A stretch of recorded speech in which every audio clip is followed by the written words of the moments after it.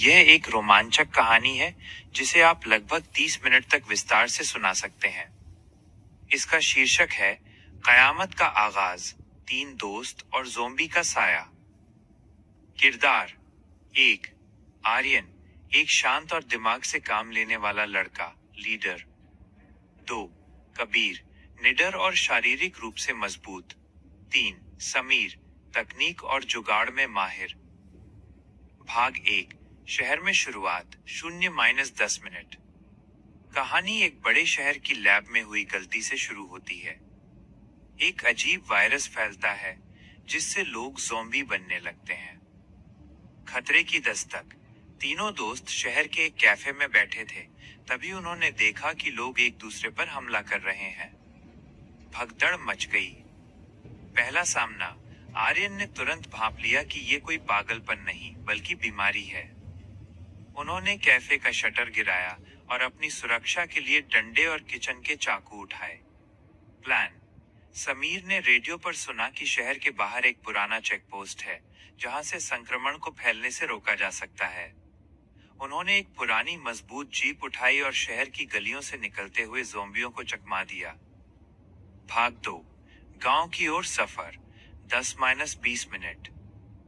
शहर से निकलते वक्त उन्हें एहसास हुआ कि ये वायरस उनके बगल वाले गांव रामपुर की तरफ बढ़ रहा है। अगर संक्रमण गांव पहुंचा तो वहां के सीधे साधे लोग मारे जाएंगे। रास्ते की रुकावट, हाईवे पर गाड़ियों का ढेर लगा था। कबीर ने अपनी हिम्मत दिखाते हुए रास्ता साफ किया, जबकि आर्यन और समीर ने पीछे से आ रहे ज़ोंबियों को पत्थर और आग के गोलों, पेट्रोल बम से दूर रखा। गांव का दृश्य। जब वे रामपुर पहुंचे तो देखा कि कुछ ज़ोंबी पहले ही पहुंच चुके थे। गांव वाले डरे हुए थे और उन्हें समझ नहीं आ रहा था कि क्या करें। किलाबंदी। आर्यन ने गांव के सरपंच को समझाया। उन्होंने गांव के प्रवेश द्वार पर ट्रैक्टरों की एक दीवार बना दी। कबीर ने गांव के नौजवानों को इकट्ठा किया और उन्हें सिखाया कि ज़ोंबी के सिर पर वार करना ही उन्हें रोकने का एकमात्र तरीका है। भाग 3, आखिरी मुकाबला, 20-30 मिनट। रात होते होते ज़ोंबियों का एक बड़ा झुंड गांव और शहर को जोड़ने वाले पुल पर आ गया। समीर का मास्टर स्ट्रोक। समीर ने गांव के पुराने जनरेटर और लाउडस्पीकर का इस्तेमाल करके एक आवाज वाला जाल, साउंड ट्रैप बिछाया। ज़ोंबी आवाज की तरफ खिंचे चले आए। पुल का धमाका। तीनों दोस्तों को पता था कि अगर ये पुल पार हो गया तो संक्रमण पूरे देश में फैल जाएगा। आर्यन और कबीर ने ज़ोंबियों को पुल के बीच तक उलझाए रखा। बलिदान और सूझबूझ। जैसे ही सारे ज़ोंबी पुल के बीच में आए, समीर ने रिमोट से पुल के नीचे रखे गैस सिलेंडरों में धमाका कर दिया। जीत। पुल गिर गया और सारे ज़ोंबी नदी के तेज बहाव में बह गए। शहर और गांव के बीच का संपर्क टूट गया, जिससे संक्रमण आगे नहीं बढ़ पाया। निष्कर्ष। सुबह होने तक सेना की मदद पहुंच गई। आर्यन, कबीर और समीर ने अपनी बहादुरी और एकता से हजारों जानें बचा लीं। गांव सुरक्षित था और शहर को क्वारंटाइन कर दिया गया। मुख्य सीख।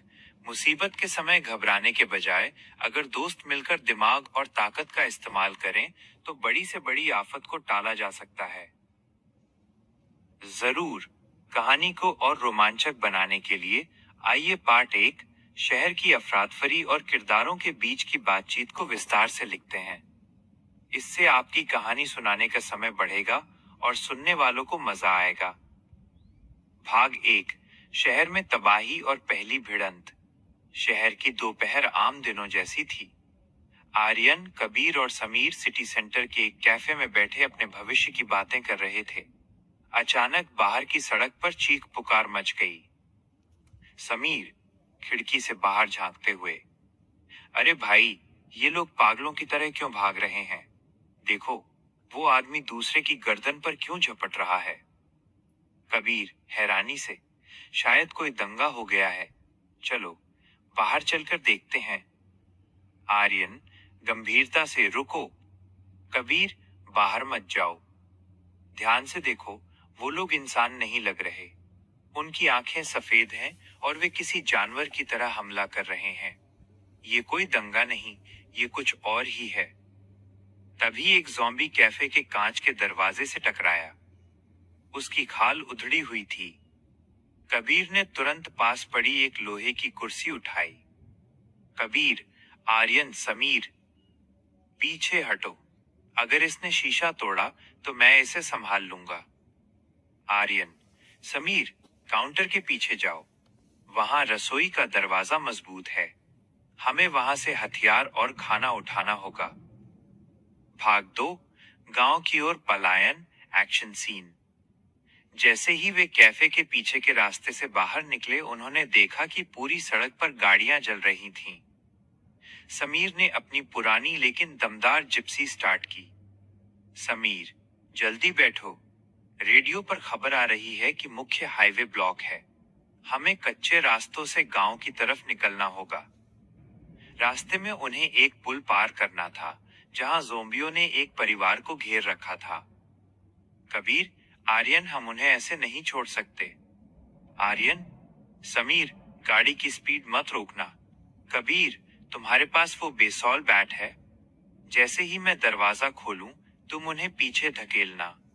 मैं उस परिवार को गाड़ी में खींच लूंगा। समीर ने गाड़ी को ज़ोंबियों के घेरे के पास जोर से ड्रिफ्ट किया। कबीर ने चिल्लाते हुए एक ज़ोंबी के सिर पर वार किया। कबीर, चलो, जल्दी अंदर आओ। भाग 3, गांव में सुरक्षा और तकनीकी जाल। जब वे गांव पहुंचे तो रात होने वाली थी। गांव वाले लाठियां लेकर खड़े थे, पर उन्हें नहीं पता था कि वे किस चीज से लड़ रहे हैं। आर्यन, सरपंच से, काका, ये मामूली बीमार लोग नहीं हैं। ये मर चुके हैं, पर फिर भी चल रहे हैं। अगर इन्होंने किसी को काटा तो वो भी इनके जैसा बन जाएगा। समीर ने एक आइडिया दिया। मेरे पास ड्रोन है और कुछ पुराने पटाखे। हम ज़ोंबियों को गांव की मुख्य गली में बुला सकते हैं और फिर उन्हें एक बड़े गड्ढे में गिरा सकते हैं जो सिंचाई के लिए खोदा गया है। कबीर, और मैं गांव के नौजवानों के साथ मिलकर पीछे से घेराबंदी करूंगा। आर्यन, ठीक है। समीर, तुम शोर मचाकर उन्हें इकट्ठा करो।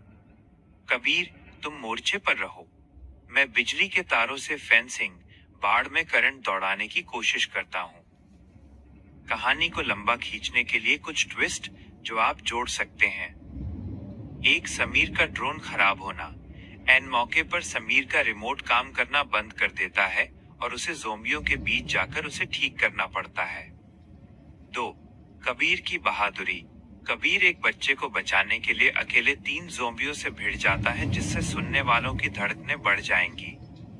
3, भावुक पल। गांव का कोई जान पहचान वाला संक्रमित हो जाता है और आर्यन को मुश्किल फैसला लेना पड़ता है। कहानी का यह हिस्सा सबसे रोमांचक है, जहां डर, इमोशन और बहादुरी का मेल होगा। इसे आप बहुत धीरे धीरे और आवाज में उतार चढ़ाव लाकर सुनाएं ताकि सुनने वाले दंग रह जाएं। भाग 4, खौफनाक रात और आखिरी फैसला, द क्लाइमैक्स। रात के 2 बज रहे थे। पूरा गांव सन्नाटे में था, लेकिन दूर से हजारों पैरों के घिसटने और गुर्राने की आवाजें आ रही थीं। शहर की तरफ से ज़ोंबियों की एक बहुत बड़ी फौज रामपुर की ओर बढ़ रही थी। समीर कांपती आवाज में, आर्यन, मेरी स्क्रीन देखो। थर्मल कैमरे में हजारों लाल निशान दिख रहे हैं। वे उम्मीद से कहीं ज्यादा हैं। हमारी बनाई ट्रैक्टर की दीवार उन्हें नहीं रोक पाएगी। तभी अचानक बिजली कड़की। बारिश शुरू हो गई, जिससे समीर का करंट वाला जाल कमजोर पड़ने लगा। कबीर अपनी कुल्हाड़ी कसते हुए, डरने का वक्त निकल गया भाई। आज या तो हम रहेंगे या ये शैतान। बस एक बात याद रखना, अगर मुझे कुछ हो जाए तो मेरे घर वालों को यहाँ से निकाल लेना। आर्यन, कुछ नहीं होगा कबीर, साथ आए थे, साथ जाएंगे। ट्विस्ट, मौत के करीब। तभी एक बड़ा हादसा हुआ। ज़ोंबियों के भारी वजन से गांव के मुख्य गेट का एक ट्रैक्टर पलट गया। दर्जनों ज़ोंबी अंदर घुसने लगे। कबीर उन्हें रोकने के लिए आगे बढ़ा, लेकिन एक ज़ोंबी ने उसे जमीन पर गिरा दिया। समीर चिल्लाया, कबीर रर। आर्यन ने बिना सोचे जलती हुई मशाल उठाई और उन ज़ॉम्बियों के बीच कूद गया। उसने कबीर को तो खींच लिया, लेकिन इस अफरा तफरी में आर्यन के पैर में गहरी चोट आ गई। आर्यन हांफते हुए, कबीर, समीर, सुनो, पुल के नीचे जो बारूद और सिलेंडर हमने लगाए थे, उनका रिमोट गीला होने की वजह से काम नहीं कर रहा। किसी को पुल पर जाकर हाथ से आग लगानी होगी। इमोशनल अंतःजामबाजी की मिसाल। पुल पर चारों तरफ से ज़ॉम्बी चढ़ रहे थे। समीर ने रोते हुए कहा कि वो जाएगा, लेकिन कबीर ने उसे रोक दिया। अंत में तीनों ने एक मानव श्रृंखला, ह्यूमन चेन बनाई। एक, समीर ने अपनी तकनीक से एक ध्वनि बम बनाया जो बहुत तेज शोर कर रहा था, ताकि सारे ज़ॉम्बी पुल के बिल्कुल बीच में आ जाएं। 2, कबीर ने अपनी ताकत से उन ज़ॉम्बियों को पीछे धकेला जो पुल की रेलिंग चढ़ रहे थे। 3, आर्यन घिसटते हुए उस मुख्य सिलेंडर तक पहुंचा। आर्यन मुस्कुराते हुए, भाइयों पीछे हटो, जैसे ही मैं इशारा करूं नदी में कूद जाना। समीर और कबीर चिल्लाते रहे, आर्यन साथ चलेंगे। लेकिन आर्यन ने देखा कि ज़ॉम्बी उनके बहुत करीब आ गए हैं। जैसे ही हजारों ज़ॉम्बी पुल के बीचों बीच आए, आर्यन ने लाइटर जलाया और चिल्लाया, आज हम हारेंगे ताकि कल दुनिया जीत सके। धमाका! पूरा आसमान लाल हो गया। पुल के 2 टुकड़े हो गए। सारे ज़ॉम्बी आग के गोलों की तरह नीचे गहरी नदी में जा गिरे। उपसंहार, द आफ्टरमाथ। धमाके के झटके से समीर और कबीर किनारे पर जा गिरे। धुआं छंटा तो उन्होंने देखा कि पुल गायब था। वे रोने लगे कि उन्होंने आर्यन को खो दिया। लेकिन तभी नदी के किनारे झाड़ियों में हलचल हुई। मिट्टी में लथपथ आर्यन का हाथ बाहर निकला। वो पुल के टूटने से पहले ही पानी में कूद गया था और बहाव उसे किनारे ले आया। कबीर और समीर दौड़कर उससे लिपट गए। सूरज की पहली किरण के साथ शहर और गांव दोनों बच चुके थे। उन 3 दोस्तों ने दिखा दिया कि जब तक दोस्ती और हिम्मत जिंदा है, इंसानियत को कोई वायरस नहीं मिटा सकता। कहानी सुनाने के टिप्स। आवाज का जादू।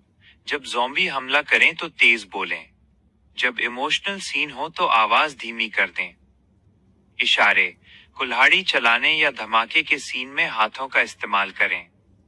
अगला कदम, क्या आप चाहते हैं कि मैं ये कहानी का वो हिस्सा है जो दर्शकों के रोंगटे खड़े कर देगा। इसे क्लिफहैंगर कहते हैं, जहां सब कुछ खत्म होकर भी खत्म नहीं होता। भविष्य की झलक, वायरस का नया रूप, पोस्ट क्रेडिट सीन। पुल के धमाके को हुए 1 साल बीत चुका था। शहर को फिर से बसाया जा रहा था और रामपुर गांव अब एक सुरक्षित किला बन चुका था। आर्यन, कबीर और समीर को सरकार ने राष्ट्रीय नायक के सम्मान से नवाजा था। एक शाम तीनों दोस्त उसी पुराने कैफे की जगह बने एक नए रेस्टोरेंट में बैठे थे। कबीर हंसते हुए, क्यों आर्यन, अब तो पैर का दर्द ठीक है ना? उस रात तो तुमने रुला ही दिया था। आर्यन मुस्कुराते हुए, सब तुम लोगों की दुआ है, पर सच कहूं तो अब सुकून की नींद आती है। समीर लैपटॉप पर कुछ देखते हुए, हाँ भाई, पर वैज्ञानिक अभी भी उस वायरस के सैंपल पर रिसर्च कर रहे हैं। सुना है वो लैब अब शहर से बहुत दूर समंदर के बीच बनाई गई है। तभी समीर के लैपटॉप पर एक इमरजेंसी अलर्ट फ्लैश हुआ। समीर का चेहरा सफेद पड़ गया। ये क्या है? स्क्रीन पर एक वीडियो चल रहा था। एक सीलबंद कंटेनर जो पुल के धमाके के दौरान नदी में गिर गया था, वो बहते हुए बहुत दूर एक बंदरगाह पोर्ट पर पहुंच चुका था। वीडियो में दिख रहा था कि एक बेकसूर मछुआरे ने उस बॉक्स को गलती से खोल दिया है। लेकिन इस बार कुछ अलग था। बॉक्स से कोई धुआं नहीं निकला, बल्कि एक नीले रंग का तरल पदार्थ बाहर आया और मछुआरे के शरीर के अंदर समा गया। आर्यन हैरान होकर, वो तो नहीं मरा, वो तो जाग रहा है। समीर, नहीं आर्यन, ध्यान से देखो, वो मर नहीं रहा, वो बदल रहा है। उसकी रफ्तार ज़ॉम्बियों से 10 गुना तेज है और वो दीवार पर चढ़ रहा है। तभी अचानक रेस्टोरेंट की लाइट चली गई। पूरे शहर में एक साथ सायरन बजने लगे। ये पुराने वाले सायरन नहीं थे, ये रेड अलर्ट था। आर्यन ने अपनी जेब से वही पुराना लाइटर निकाला और उसे जलाया। लौ की हल्की रोशनी में उन्होंने देखा कि रेस्टोरेंट के कांच के बाहर एक साया खड़ा था। उसकी आंखें सफेद नहीं बल्कि चमकती हुई नीली थी। उसने कांच पर हाथ रखा और कांच पिघलने लगा। कबीर ने अपनी जैकेट उतारी और मुट्ठियां भींच लीं। लगता है पार्टी अभी खत्म नहीं हुई है। आर्यन धीमी और भारी आवाज में, समीर अपनी नई गन उठाओ। कबीर मोर्चा संभालो। इस बार जंग शहर या गांव की नहीं, पूरी दुनिया को बचाने की है। जैसे ही वो नीला साया अंदर कूदने को तैयार हुआ, स्क्रीन काली ब्लैकआउट हो गई और सिर्फ 3 दोस्तों के हथियार उठाने की आवाज आई। समाप्त, या शायद नहीं।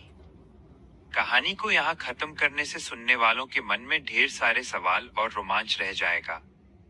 क्या आप चाहेंगे कि 1. मैं इस नीले वायरस ब्लू वायरस की शक्तियों के बारे में बताऊं?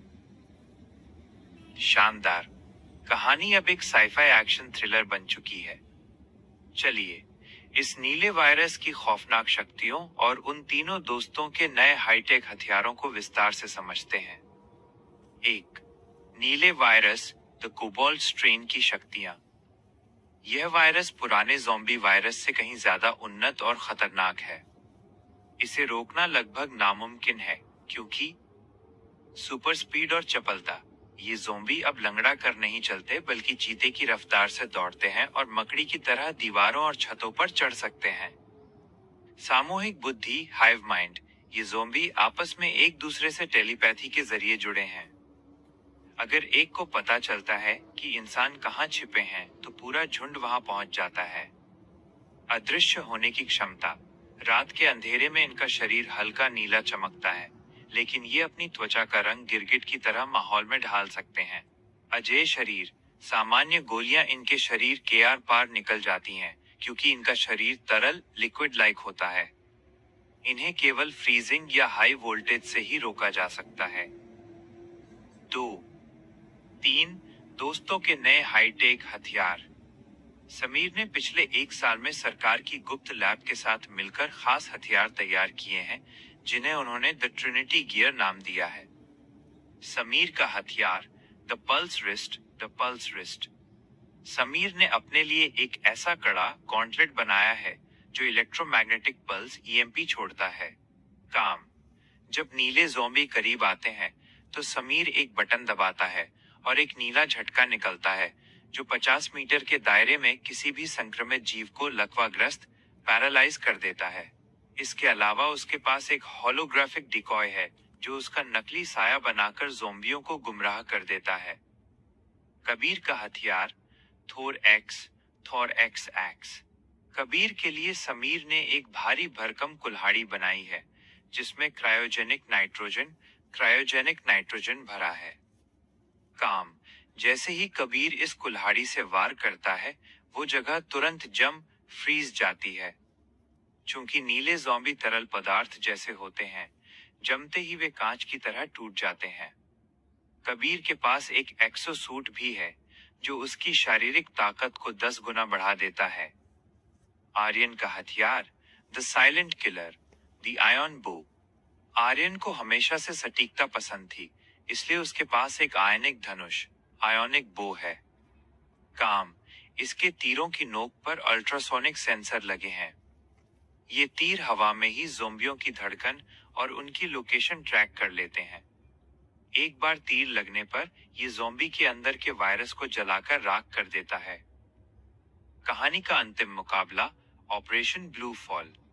शहर के बीचों बीच एक टावर पर ये तीनों दोस्त खड़े हैं। नीचे हजारों नीली रोशनी वाले ज़ॉम्बी ऊपर चढ़ने की कोशिश कर रहे हैं। Aryan, Sameer EMP pulse activate करो। कबीर, जब वे जम जाएं तो उन्हें टुकड़ों में बदल देना। समीर, सिस्टम रेडी है।